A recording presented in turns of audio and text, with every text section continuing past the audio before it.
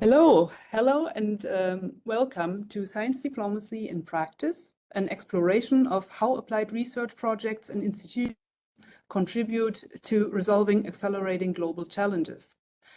I am Patrizia Nobbe, based in New York, where I represent a network of 7 German universities of applied sciences, which are located in Germany, the UAS7 consortium. We are grateful for all of you able here to join us today. I want to acknowledge our UAS7 president in the audience, Andreas Zabi, as well as René Haag from the German Embassy, and representatives from our North American university partners, University of Pittsburgh, Drexel University, and SUNY Albany. I see you all. In general, there are academics and practitioners here from both sides of the Atlantic in a near even split, which is the perfect ground to start and continue connecting around these important themes. I hope you'll find the contributions illuminating and possibly also resonating with your own work, and will ask questions via chat or in touch with us later after the webinar. As usual, this event is a result of a broad effort of many organizations and colleagues, and our particular thanks goes out to our host, the German Center for Research and Innovation in New York, who helped us with just about anything in this event. Our excellent speakers here today represent US and German higher education institutions with strong applied science portfolios, and I hope they will introduce themselves in more detail as necessary once they speak. You'll also find their resumes on the event page. From the University of Pittsburgh, a UAS7 partner, Professor Melissa Bilec is joining us. Melissa is professor in civil and environmental engineering and co-director of the Mascaro Center for Sustainable Innovation at the University of Pittsburgh. 2 professors join us from the UAS7 network in Germany. Ekkehard Strauss is professor for public law, in particular fundamental and human rights and police law from the Berlin School of Economics and Law. And Lars Ribbe joins us from the TH Köln University of Applied Sciences, where he's professor for integrated land and water resources management, and also at the Institute for Technology and Resources Management in the tropics and subtropics. Thanks all of you speakers for joining us too.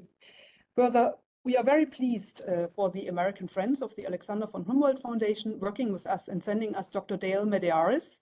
One of their board members is our wonderful moderator for today. Dale is Senior Regional Planner for the Northern Virginia Regional Commission, as well as co-lead of the Commission's Regional Climate Mitigation, Resiliency and International Programs. Thanks, Dale. Thank you for being here. Before we hand the reins over to him, I'm very pleased to give Christian Haenel, the director of the American Friends of the Alexander von Humboldt Foundation, the stage for a brief minute, and then we begin. Thank you very much, Patrizia, for the brief minute. Good afternoon, everybody, or good evening to Germany. My name is Christian Haenel, as Patrizia said. I'm president of the American Friends of the Alexander von Humboldt Foundation here in Washington, D.C. And at American Friends of Humboldt, we're trying to contribute to transatlantic exchange and collaboration on the relevant issues of our time, to find solutions for problems we face on both sides of the Atlantic, such as climate change, sustainability, public health, international security, AI, etc. We do this together with our esteemed partners like UAS7 and DWIH. Thank you very much for the partnership and collaboration. And we do this together with the Humboldtians. That's the over 30,000 alumni of Humboldt Fellowship programs worldwide, 6,000 Humboldtians in the US alone. One of them is Dale Medearis, our moderator of today. With their fellowship experience, Humboldtians are experts at working together across borders to tackle challenges that our societies are facing. One could say that they are science diplomats. If you like today's program, and if you're interested in collaborating with us, please contact us anytime. And now I wish all of us an insightful and engaging discussion. Thank you very much, and over to you, Dale. Gosh, thank you so much. Thanks, Christian. Thanks, Patrizia. Thanks, Ekkehard, Melissa, Lars, for taking time to be with us. And thanks for everybody listening in.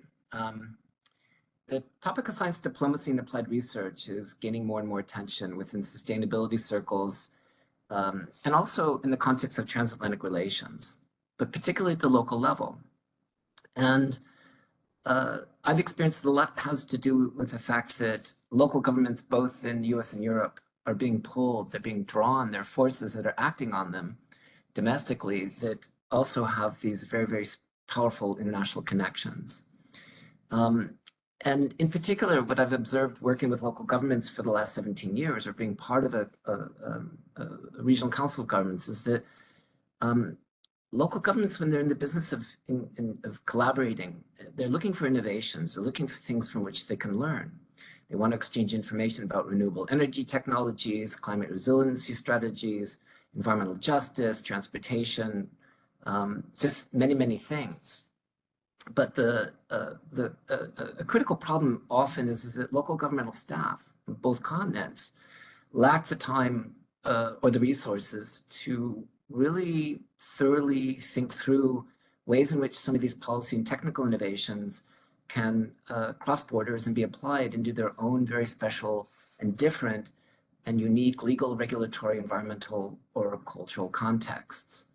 So webinars like this open up this huge target-rich set of opportunities, I believe, for cross-national applied research, where colleges, science institutes, and universities, in partnership with local governments, can work together. They can aid, they can accelerate, facilitate the transfer and adoption of the things that local governmental policymakers or staffers see or experience whenever they're engaged in something international. So as Patrizia indicated, we're really, really lucky to have with us 3 speakers from Germany and the United States with very special experience and insight into this arena. Each of our guests is going to speak for 7-8 minutes about their involvement with science diplomacy and sustainability.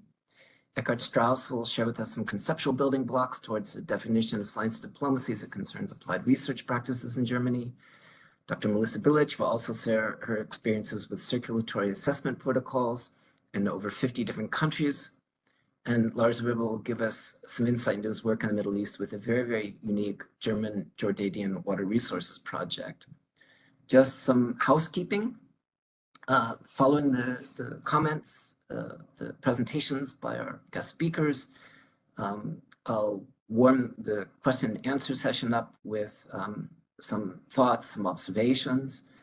But really what I'd like to do is invite everybody that's listening to pitch some questions into the chat box, because we'd like to hear from you. We want to engage with you. We want to understand how we can make more clear this really interesting dynamic, but ways in which we collectively can sort of work together to strengthen science diplomacy, applied research, in particular sustainability here in the United States, in Germany, and also around the world. So without much further ado, Ekkehard, the floor is yours. Thank you very much, Dale, and good evening and good afternoon from me as well on both sides of the Atlantic. As Dale said, the objective of the workshop is to illustrate how applied research projects play a crucial role in shaping both the theory and practice of science diplomacy. I would like to trigger your curiosity and share some general thoughts about the relationship between applied sciences and science diplomacy. So, what is science diplomacy? Science diplomacy is understood differently by different actors, if you ask diplomats, science actors, or NGOs. Science diplomacy is more than promoting scientific cooperation between institutions from different countries or regions. It can be less than the direct support of diplomatic processes through science, if you take the example of providing scientific advice and evidence to inform decision-making on foreign and security policies. For the purposes of the discussion of the role of University of Applied Sciences, science diplomacy is not understood as a separate area of activities of universities with clear delimitations from research, teaching, or administrative tasks. An example for administrative tasks would be admission criteria for foreign students.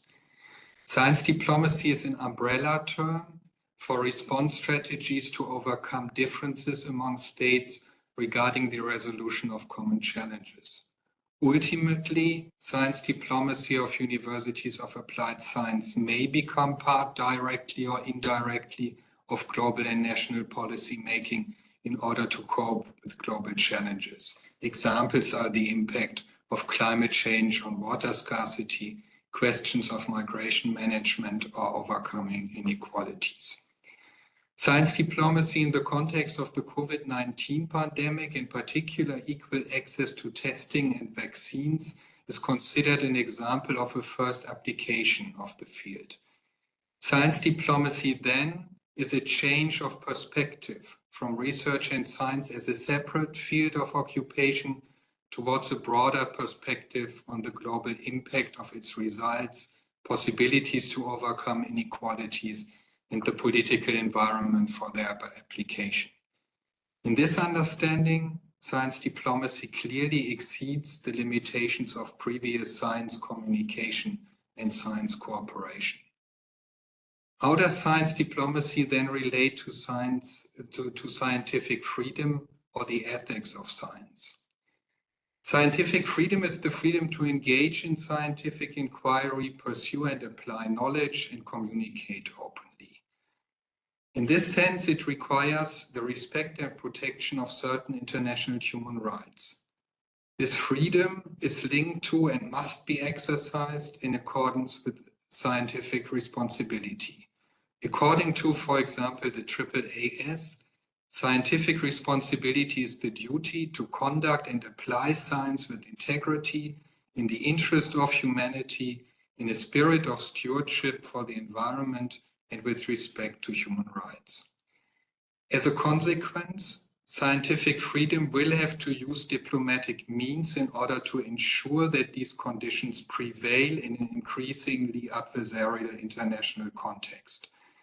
While most researchers will recognize common ethical norms within the academic context, differences may arise when the result of the research are interpreted, applied and balanced in different ways in light of different values and life experiences. The challenges to scientific freedom in the context of science diplomacy may differ from the different sciences. The exchange of research in natural sciences or engineering will be less controversial than in social sciences or law. The more sensitive the findings are, the more important is the emphasis of their applicability for responding to actual challenges and an interdisciplinary approach. What does this mean for universities of applied sciences and science diplomacy? Over the past years, international relations have witnessed the increasing relevance of additional stakeholders in public diplomacy and international norm creation and implementation, such as private business, NGOs, and civil society. Universities of applied science should play a greater role in international relations directly beyond their scientific cooperation with private business and state actors. An important reference for science diplomacy are the SDGs.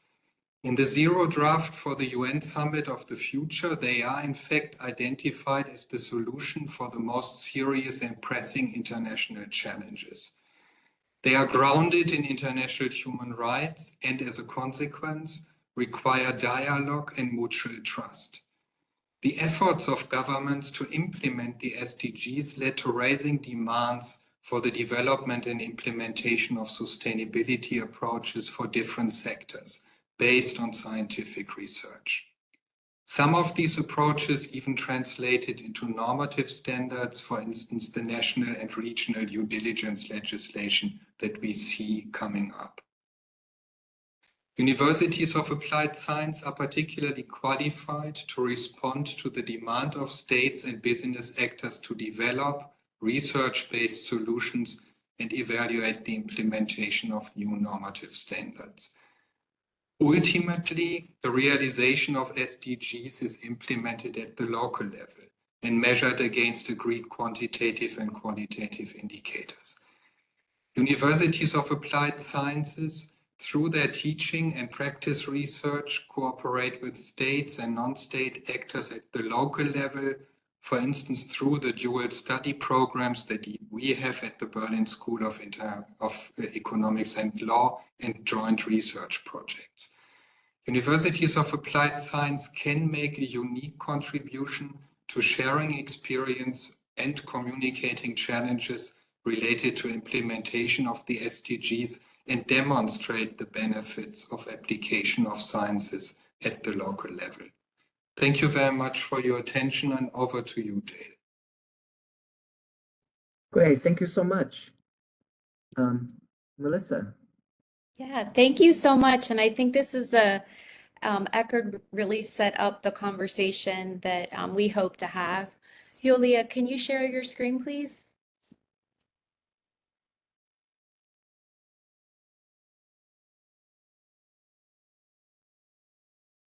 So thank you so much. So my name's Melissa Bilec, and I'm the person from the US, and I'm here representing not only the US, but also this really great research team that I've been able to be a part of and be a co-leader with my colleagues, Dr. Janet Jambeck, and two amazing researchers that are also working on the project, Nicole Bell and Madison Werner. Slide advance, please.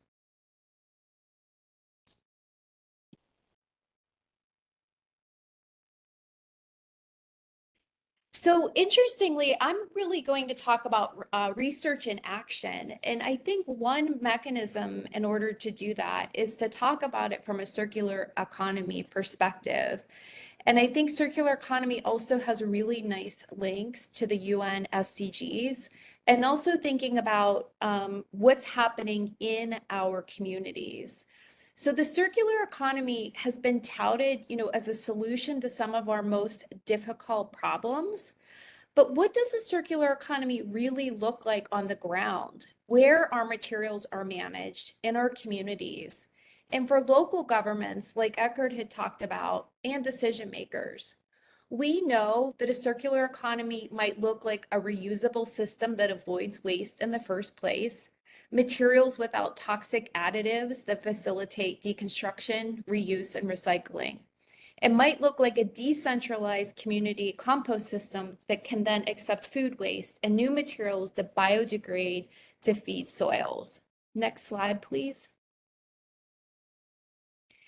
But circularity most often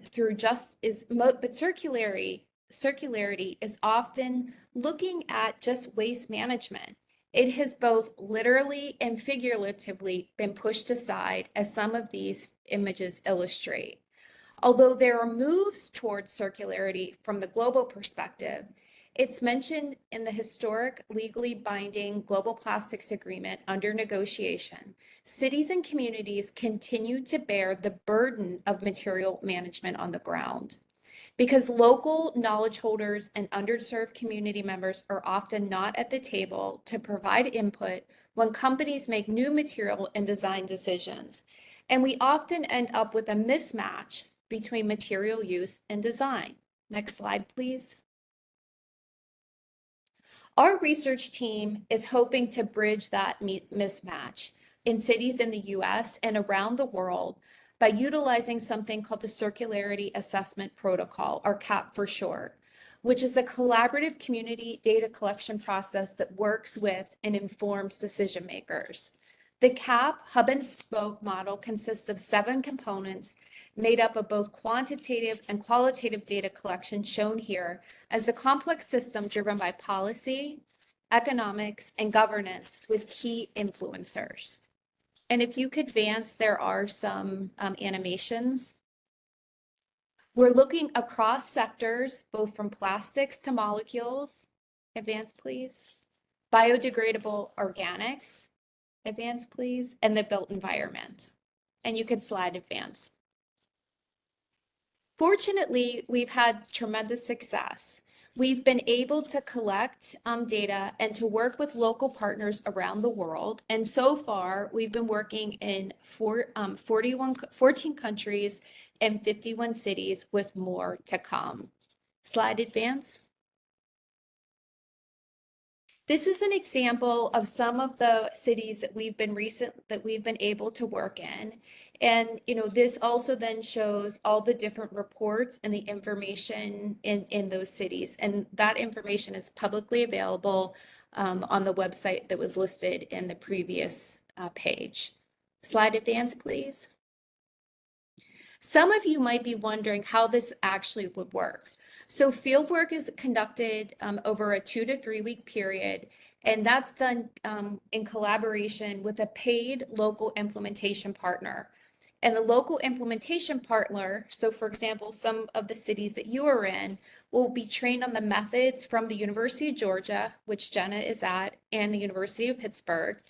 And then the local implementation partners can revisit the baseline data to monitor the impact of their interventions. Slide advance, please. One of the tools that we utilize is something called Marine Debris Tracker, or Debris Tracker for short. So we've been able to partner with teams and build relationships through collaborations and utilize qualitative and quantitative methods, fieldwork, analysis, and discussions. And the open data, which is collected through Debris Tracker, has over 6.5 million in Debris Tracker. Slide advance, please. Just to give you an example, this is one example of kind of more detailed of what we do when we work in the different cities. Slide advance, please. Most recently, we've been awarded a National Science Foundation Convergence Accelerator for Phase 2, and we're working to develop even more advanced platforms to help with the training information. Slide advance, please. And then also an online publicly available data portal for everyone and customized for cities as well. And this is just an example of one, it's a prototype of what we hope for it to look like. Slide advance, please. So in summary, we are really looking to take CAP to maybe some of the cities that you work in. We saw kind of a gap in circular economy work and actually what was being done with communities and in collaboration with communities to think about systemic environmental change. Thank you.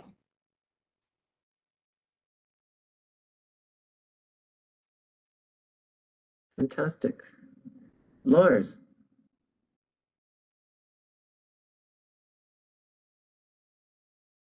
Yeah. Hello. Good morning or good afternoon, wherever you are at the moment. I'm thrilled to share some experience here, and based on the definition of science policy, I would like to talk a little bit more about our experience in that, or perhaps an example of how we hope to contribute to science diplomacy. And of course, as Ekkehard said, there is not a universal definition of what it means. He has, I think, looked at it from different angles. And I also thought, okay, what it is for us, and also for us means perhaps for the German science community. We look at the German Ministry for Science and Education, for example. They offer programs to support that. And they say science diplomacy has the function of connecting, informing, and enabling. I think this is a quite good summary of what science diplomacy should aim at. And they are typically associated with addressing local, regional, or international challenges. We have mentioned some of them, perhaps SDG relevance, climate change relevance, etc. So before I come to the example, I think that there is a certain requirement that a university or an academic unit in a university is willing to take this path of addressing common challenges.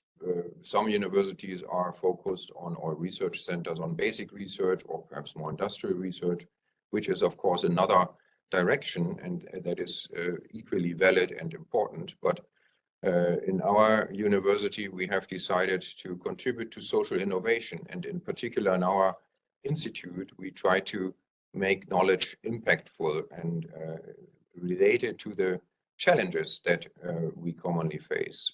And what is typical for the challenges is that most of them are very complex. That means they require interdisciplinarity. And of course, you can only address them if you work together with the stakeholders. Otherwise, there's no chance of going closer to a solution. So that means we have a transdisciplinary approach here. And now, why diplomacy? Because if you look into these challenges, then you easily recognize there's a demand to work on international solutions and also to support that with international cooperation. So even if some of the challenges may be faced locally, we usually have other localities that face the same problem, so we share the same problem, but often also the local problems are either caused by or are contributing to global dynamics. So this is why international cooperation and perhaps the role of scientific diplomacy is necessary.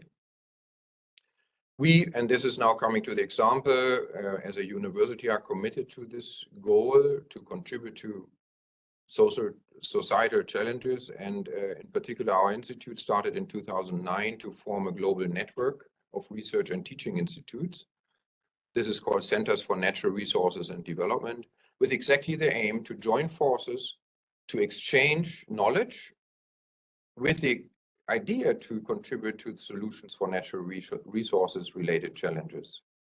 And by that, the way we establish it, CNRD is a transdisciplinary network, and it is working in a way that each university is engaged in a local living lab.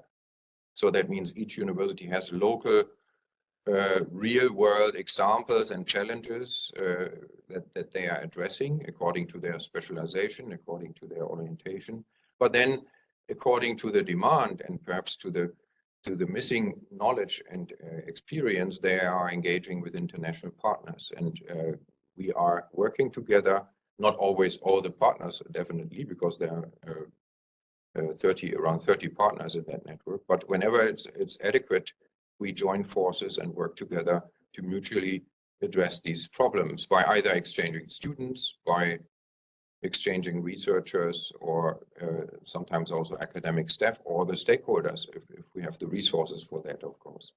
Now, among this big network, there are many examples. I will share one and perhaps name another one if there are questions to go into other examples and if there's time for that. So the example is a project that is also funded by the BMBF that is called Water Security in Jordan from Data to Decision. Now, I think everyone knows that water is a big issue in the Middle East or in the MENA region in general. And Jordan, in fact, is one of the most water scarce countries. And our partner is the German Jordanian University, a university that was built according to the model of applied sciences. And they are, apart from this project, they are also our main partner for bilateral or bicultural, as we like to call it, a master program called Integrated Water Resource Management in the MENA region, where German and European students study together with students from the MENA region. That's a side remark. And of course, also a side remark that this topic, IWRM, is also addressing one of the SDG targets, 6.5. On the other hand, we also have other universities joining it here. It's in particular the Technical University of Munich and the Free University of Berlin. And now, what is the approach here? Because addressing water scarcity in Jordan or water security, this is not a new topic. Many research projects deal with that. But we said, according to this transdisciplinary approach, we need to address the stakeholders. So we started with a very intensive dialogue with different stakeholders from ministries, from agencies, from the private and also from the civic sectors. And we asked them where are their demands and how can we cooperate better in order to create a demand orientation in our research. And we did that by, later we call these I-rooms, innovation rooms. That means creating spaces where the people demanding knowledge and solutions can meet those who hopefully have solutions or at least can contribute to the solutions. The very important result was also that from then on, we designed the thesis in a demand-driven way. That means we actually realized that in the past we we thought we are addressing demands, but we never had this intensive consultation before starting the research. So this is now a habit in our network that we are doing it, and I could share very nice examples of master theses that were designed that way. We also created other things like a virtual excursion, so stakeholders, students, and experts, they could, let's say, identify a region and learn about it in a web-based way. And there is another element, I have no time to talk about it here, but I think it's quite important. That is a dialogue with the Jordanian funding institutions, because funding of research traditionally in Jordan was very much oriented towards the freedom of research, let's say the ideas of the researchers on what is adequate research, which is of course a good thing, but we had this dialogue with them to say, yeah, can you also imagine a line of funding where you require a prior stakeholder consultation before you grant any kind of project? And here we developed an idea, and the Higher Council for Science and Technology, as one of the funding arms of research, is quite open to that. So as I don't have more time, I just want to throw in one other example, and this is a project that is already quite advanced. We started another one in the Eastern Nile Basin, Ethiopia, Sudan, and Egypt. You can imagine, if you have heard about that region, how big the conflicts over water are. So here we are having a project, again, addressing scientific and research institutions, creating a platform for drought management, having capacity development. The idea here is that instead of the real diplomacy, which is really in a stalemate, or it's not moving forward, to have a scientific dialogue as a kind of, let's say, alternative pathway to discuss the topics, the very contested topics of water management in the Nile Basin, not in the whole Nile Basin, in the lower Nile Basin. And this is a GIZ-funded project. I can also share something, perhaps if questions occur to that. But I think my time is over, and I hand back to you, Dale. Thank you very much. Thank you so much, Lars. That was fascinating. I see already some questions are starting to come in. Rishikesh, if you'll forgive me, I'll exercise the prerogative, the moderator, and to sort of warm the discussion up by a question that's been burning on my mind for not just since the beginning of this webinar, but for many years, which is this issue of prioritization, taking that first step. Whether you could share stories of how your institute, your university, your college prioritized what they did. There's a lot of moving parts to the questions, issues involving sustainability. Even when you narrow it down to something like water resources management or the circular economy, lots and lots of different economic, environmental, social components. And then it becomes even more complex. It's a big world, a lot of different countries, a lot of different issues in those countries, especially at the local level. How do you take that first step? Might you be able to share some stories of what your institute did, or your college, your university did, in terms of figuring out, okay, we're going to match this particular problem with this particular piece of geography and try to come to some solution? And then if I could just add one more piece to that, is what does success look like as a result of your work? What are some of the things that have worked really, really well? Ekkehard?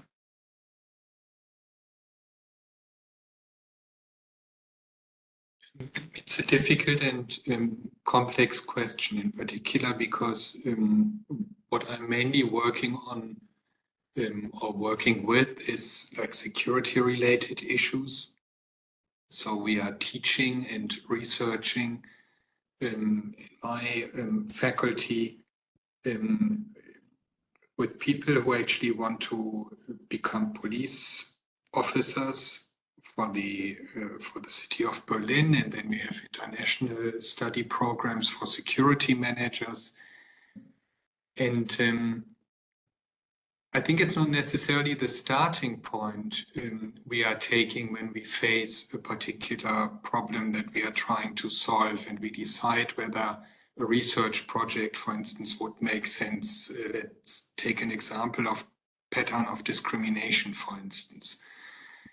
But what is important and what we are trying to do is that as soon as we identified some of the pattern, that we try to actually look at whether, because police functions are similar in other countries, whether we actually do find research policies and other ideas from other countries that we can learn from, where we can maybe define how exactly what we are facing here is different from what other societies or countries are facing.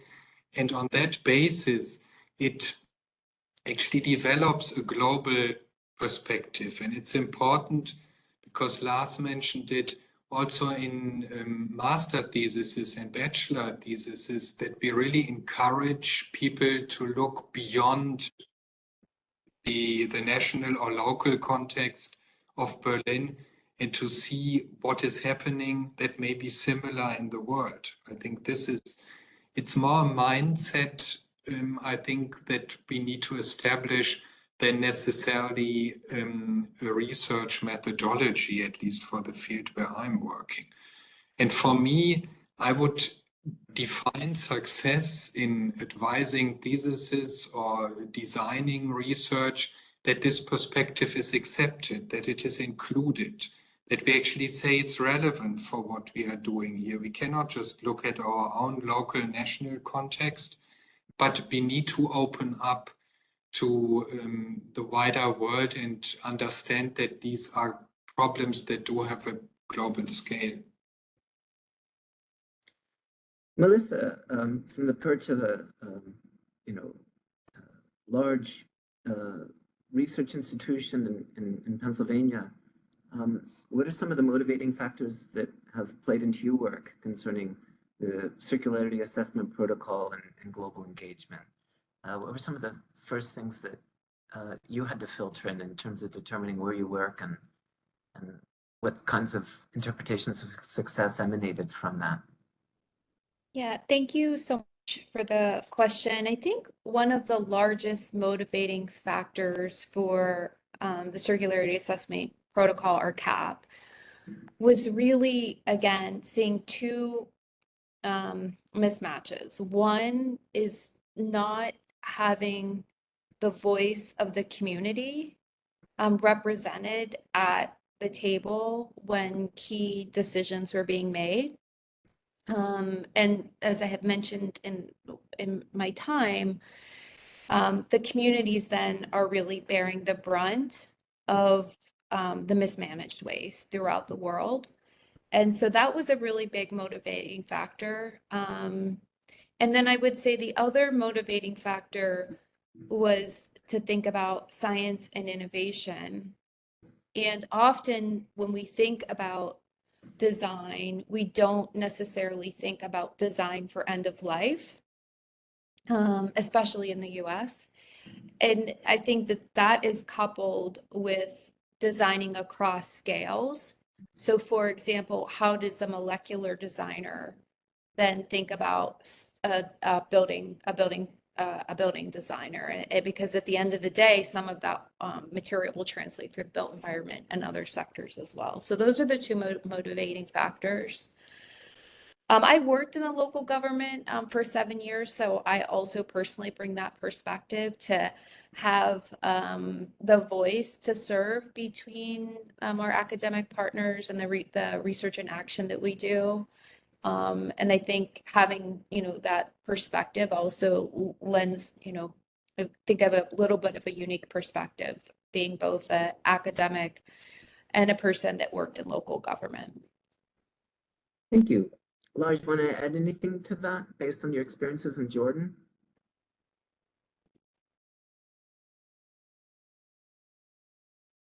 Yeah, well, that is one experience, but I can say that we don't have a system of finding projects and partners. It's a little bit also coincidence, but important for us is, of course, that there is a certain longevity of the cooperation. I think this is looking back. I think this is a very important criteria, that you have long-term relationships, getting to know each other and build upon that, not only project by project, but also different kinds of activities. So joining forces, not only by research, but also combining it with education, capacity development, and other activities. That I think is very important. We are also, previously we were looked more on the universities as partners, so really an academic cooperation at the core. But recently also we are very keen to receive direct invitations from agency or institutions that have a demand. I think that is a recipe for success, because if there is a demand and even bringing in funding, then the research is already on a good starting point. You know? And this happened in Bangladesh, where the Ministry of Agriculture asked us to do some research on innovative irrigation, and that is now a project that's started. Of course, we also then found the partners to do the research with. But I think this is an interesting way also of funding it, because you also ask, okay, how can we finance this kind of research? In that case, it is funded by the Bangladesh partner. So it's not a German funding. And the measures of success, I would say, yeah, if the results are really adopted, if you see they are implemented in reality, like in one project in Vietnam, we made recommendations regarding saltwater intrusion, how to stop saltwater intrusion, and the recommendations coming from our models were actually implemented in the infrastructure plan there. So I think that is for us, that would be a successful end of a project. You know? So these are perhaps some thoughts on this question. Yeah. I also want to pick up on this issue that I think was referenced directly and indirectly over the course of your presentations, which is this the cross-cultural component, acceptance or rejection. I just was wondering if the three of you, if you felt like it could share stories from the work of your institutions about how through science diplomacy, some of the cultural obstacles that your work or the work of your institutions were overcome or stunted or inhibited. Ekkehard? I could take an example from, I'm teaching a course on international conflict management in a master program, which is attended by people from all over the world. And since my background is with the UN, and I grew up very much in this particular setting of how to address conflict and how to interpret the different political actors, I think what is important then in a teaching context and also later on for the research, for the master thesis is to actually open up to, in particular, non-Western approaches that you find among the students.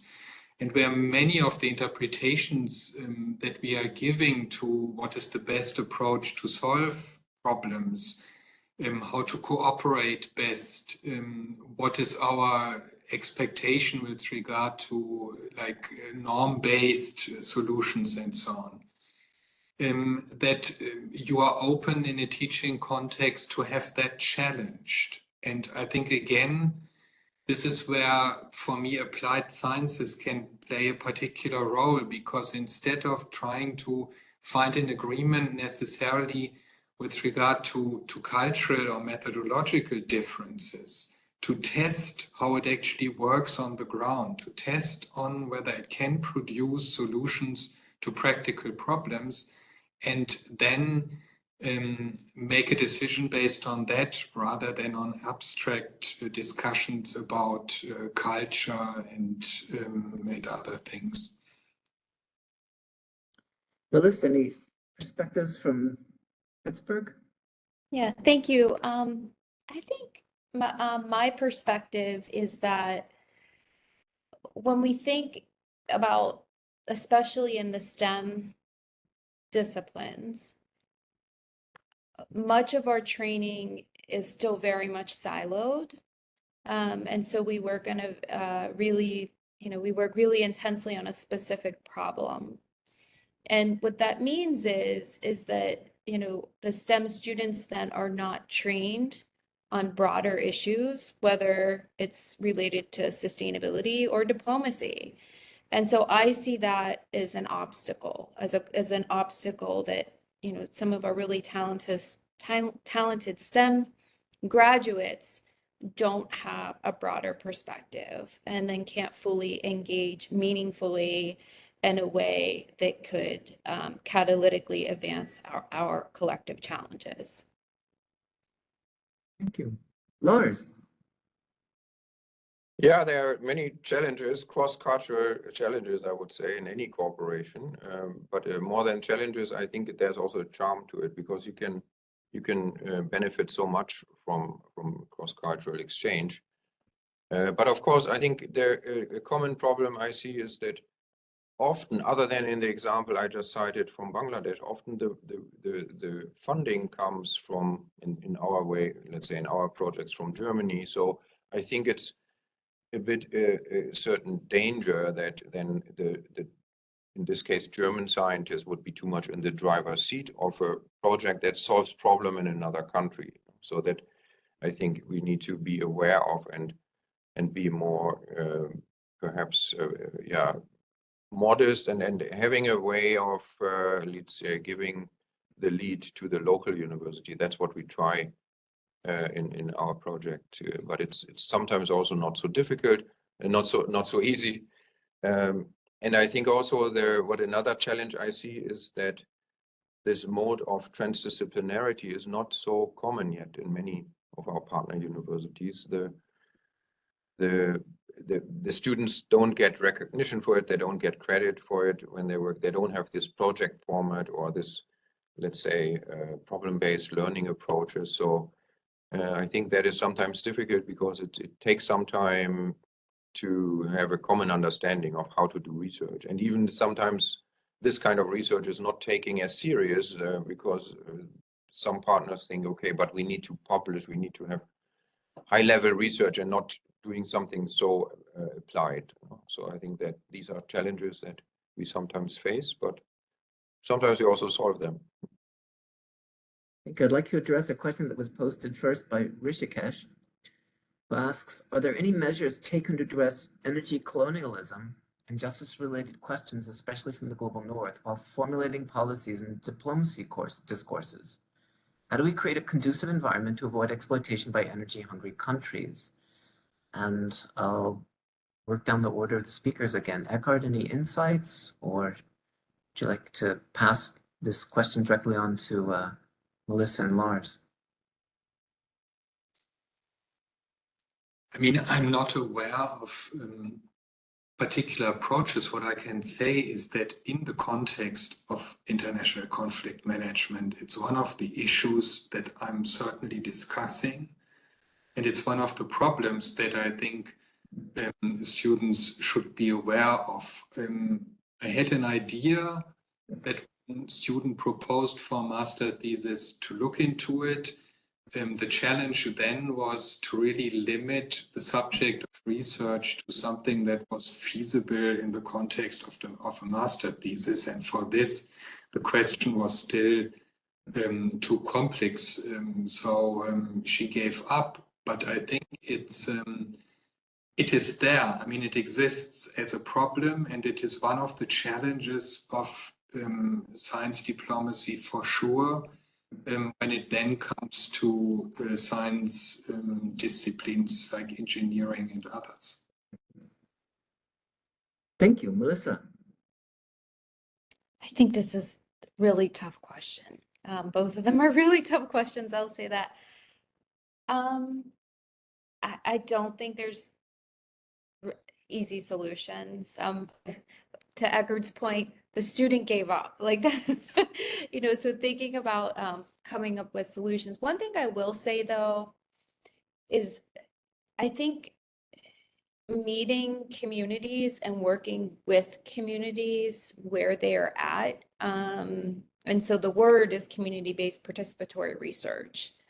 I think that can be a way in general to work with different communities and regions and countries so that it's more of a collaboration. But I think it's a really tough question. Lars, any additional perspectives? Yeah, I would also give up as a student on this this question. Of course, we have to realize we live in a world of inequalities. So what we can do as academic institution, create awareness for that.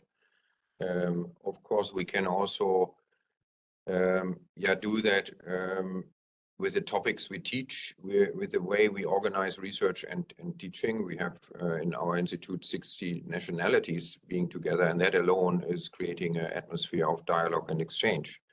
And these topics are addressed, and those who are coming from whatever country, like Germany, realize that, and this is perhaps also implied by the SDGs, that also Germany is a developing country if it comes to emissions, no? So that we need all to move and to change, and each country, each region in a different way. So, but of course we as academicians, we cannot directly solve that issue, but consider that in teaching and in research, I think. Thank you so much. So Mary has a question, but I think pieces of it have been answered. And so I'd like to offer the opportunity maybe to unmute Mary so that she can ask her question, I think more specifically in light of the dialogue that we've just had over the past 25 minutes, because I think pieces were answered, but perhaps others weren't. If not, I'd like our speakers to address it, but I also have some insight about the second part of the question that Mary asked. Hi, Mary, hello? Yeah, we can hear you. Oh, hi. Yeah, I was just wondering, if we're thinking about like solutions that have worked well in Europe, there's like a wide range of topics we could focus on, but if the speakers could like think of any examples that we could bring from the EU and introduce to the US, like just to help facilitate moving towards meeting the the Sustainable Development Goals, and what are your thoughts on it? Ekkehard? Thank you very much, Mary. Ekkehard? I would pass on that one. I'm sorry. Okay. Melissa?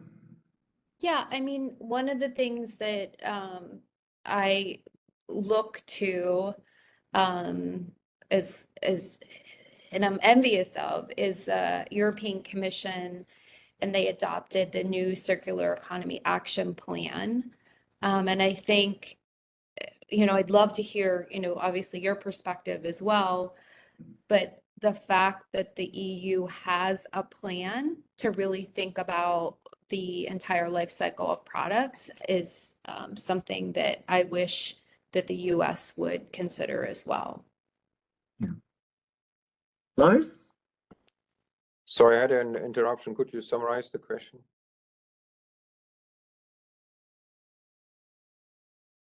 Oh, sure. Yeah, so I asked what would be some of the EU examples that the US could learn from. Okay. Yeah, well, I'm not aware of, let's say, the gaps that exist. Melissa mentioned one. I think what I hope that has a big impact is this whole issue of the Green Deal. I think it's the right approach, which is actually, let's say, it has many facets to it. Of course, being climate neutral by 2050, but also now we discuss a natural restoration law in Europe. So there are many laws following or regulations following this Green Deal that I think are pointing in the right direction. And they are quite, I think they are quite systematic. They are related to one another. Also, the Horizon Europe strategy on research and innovation is addressing the issues that are identified as policy goals. So I see, but I probably it's the same in the US. I don't know. I've been as a student for some time in the US, but I'm not aware of the current development of the policy, in particular the environmental policy. But I see a certain kind of positive development here in Europe if we really maintain this throughout the next years, because it's of course a big investment and it requires a lot of changes, you know, that may also be not always beneficial for the economic development. And this is of course the classical discussion. Are we getting behind if we are putting too much emphasis on environment and emission control and so on? Are we moving behind in the global competition? But okay, not more to say on that. Well, a lot more to say on that, but I think only if there are more questions. Yeah, so I think that I would love to interject and just sort of share my 2 cents from a local governmental perspective, just by starting with, first, there is so much that local governments could learn from the European Union, from their counterparts, and everything from wastewater treatment systems to on-site stormwater management to transportation to the sky's the limit. As I shared in my introductory remarks, local governments really struggle to prioritize what they do globally. And as a consequence, it tends to be stuck in sort of event-based kinds of activities. And I'm speaking from a local US governmental perspective, because there's so many innovations. I have no doubt that there's things that we could learn from Amman, Jordan, or Nairobi, Kenya, or Cochabamba, Bolivia, or Mexico City, or Berlin, or Copenhagen. At some point, you just have to narrow the scope of activity and then define what outcomes look like. And so there's 2 filters that we're sort of experimenting with in Northern Virginia. The first is we try to pick innovations that work and support local priorities of ours on climate resiliency, climate mitigation, social inclusion, economic development. And the second filter we use is not only do we work with countries that do things better than we do.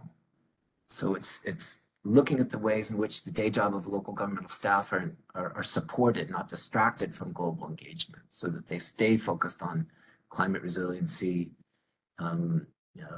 developing ecological industrial parks, putting up green rooftops and solar on top of people's roofs. But are these countries that are also economically invested in us? And it's the union of those 2 filters that allows us then, particularly the economic and the investment, that allows us to say, oh my gosh, in our case, in Northern Virginia, Germany is the second largest investor in our region. They have invested in many science and technology sectors.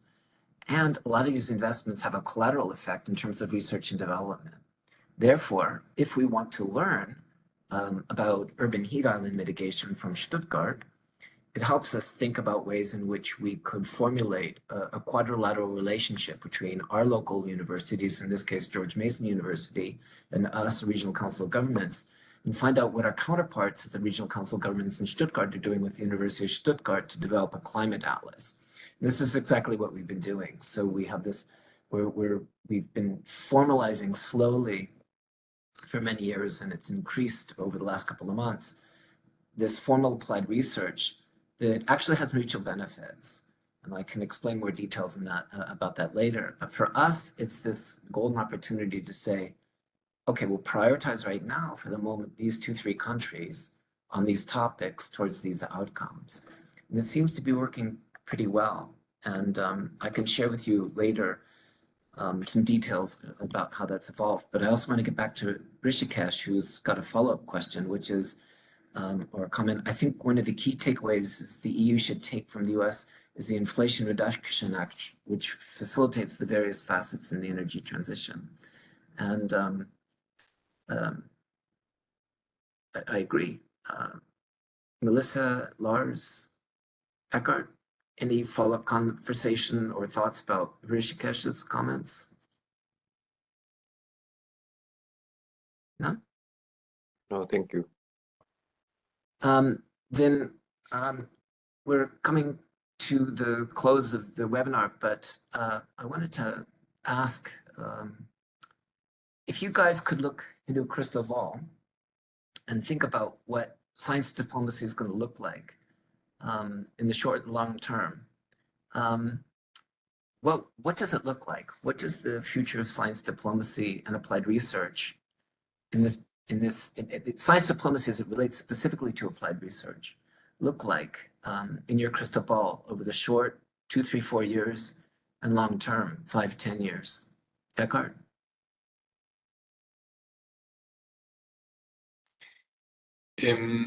If I could really look into like a dream, how I think it could work, and if I look at universities of applied sciences in particular, I think I would look for a global network of those universities where we would communicate and make transparent what we are actually working on, what kind of projects exist, to what kind of subjects, and that this is something that could be accessed from a global level by a global audience. So if someone has a question like, what can we learn in the US from the European Union with regard to sustainability? Then what you raised, Dale, the question is, what exactly are you looking for? Is there anyone who is actually doing this comparison already or looking through research into some of the questions you are dealing with? And then how can you benefit from the outcome? I think we still don't know enough what is really out there with regard to possibilities. And I mean, for me, this would require much more networking, connection, accessibility of what each of us is doing. And through this communication, I think we would also contribute to a better understanding across nations, cultures, religions, and so on, because we would concentrate on trying to solve the problem rather than trying to, I don't know how to express it diplomatically, but trying to solve each other. Oh, that's really thoughtful. Melissa? Yeah, thank you. So my long-term, actually mine's my short-term and my long-term dream would be, the problems that we have to solve, climate change, exceeding planetary boundaries, are not going to be solved at a country level. Really, these are global challenges, and we need all stakeholders and end users and institutions to be actively engaged in those complex decisions and solutions. So my view is maybe all hands on deck, and to minimize those barriers to do that any way that's possible. So, for example, one way to do that would be to, in the US institutions and in the EU institutions, to work more strategically to provide funding across the different universities so they can more easily work together. Thank you. Lars?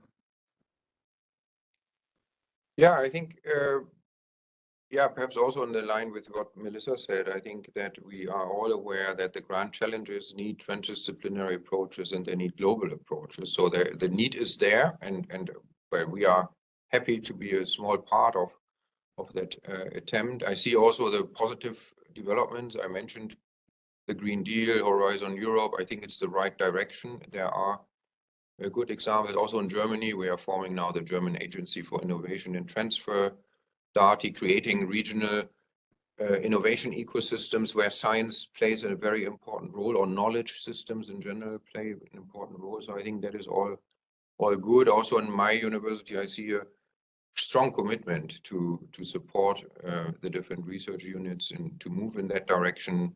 So I think these are the positive framework conditions I realize. But I also see some negative trends or a certain danger. We are to some extent in a time where the walls between countries are built up higher.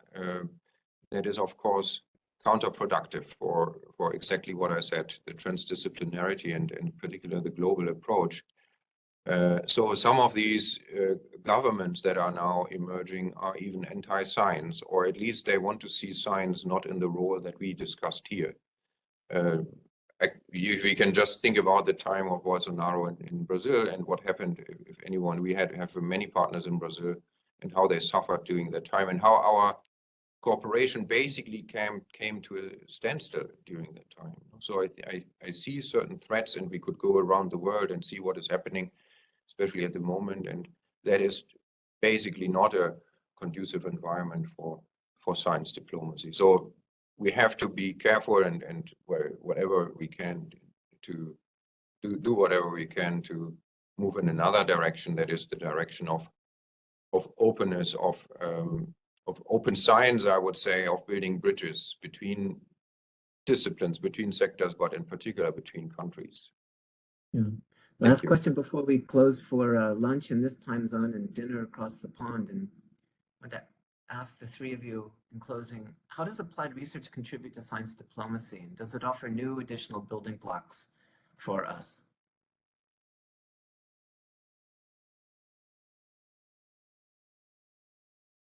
Ekkehard. I think, as I said at the beginning, for me, the building block that applied sciences can add to science diplomacy is this local level experience and the local level application, which I think makes it much more transparent, much more positive as an experience. And I think these success stories at the local level can hopefully also contribute to overcome some of these difficulties at the international level, where states are trying to, or where they are competing for the best solution in the interest of maybe their own policy goals. I think this local level examples that are that have a solid scientific research and basis, I think, can really make a difference. Well, thank you. Melissa. Yeah, I would say in the US, the STEM graduate students and the students that are engaged in research, that number is declining. And the students that are interested in STEM, and there's so many of them, are looking for experiences where their research has high impact and is meaningful. And I think that relating applied research to science diplomacy can provide one of the pathways that many of the talented students are looking for. Lars.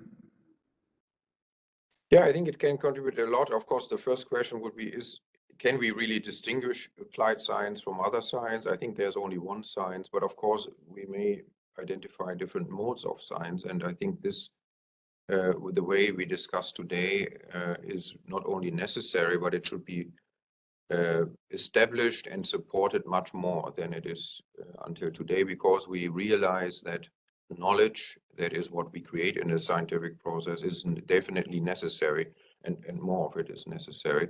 But also we need to invest in the right structures at our institutions, even infrastructure, and it is more effort for us researchers, I think, to go that way than to do it in a classical way, I would say, and we have to realize that, and then also commit all of us to contribute to the common good, and that is, I think, what we understand as transdisciplinarity, really. So we have 5 minutes left, and David Romanen just wrote in a question. How do you think the war scenarios affect the scientific cooperation, specifically with the Russian aggression on Ukraine that drains funds from both the US and the EU, or the attacks on Israel? Anyone wish to comment, respond to David's question?